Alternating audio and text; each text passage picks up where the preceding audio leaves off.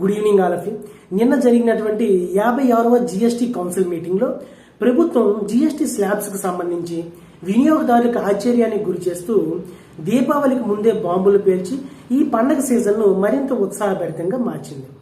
ప్రస్తుతం GST slabs 4 రకాలుగా ఉన్నాయి. 5%, 12%, 18%, 28%. వీటిని రెండింటిని కుదించింది. అంటే ఇప్పుడు కేవలం 5% మరియు 18% స్లాబ్లు మాత్రమే ఉంటాయి.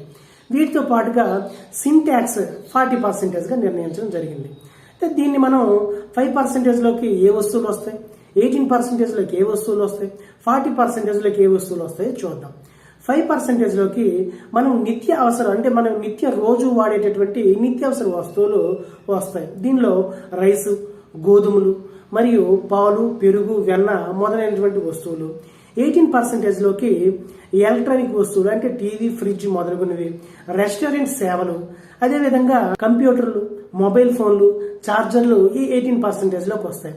40% లోకి ప్రజలకు మరియు సమాజానికి హాని కలిగించేటటువంటి వస్తువులు, సేవలు వస్తాయి.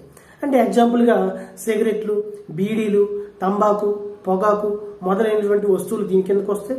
దీంతో పాటుగా మద్యపానీయాలు, లగ్జరీ కార్లు, అదేవిధంగా ఎస్యూవీలు ఈ 40% లోకి వస్తాయి.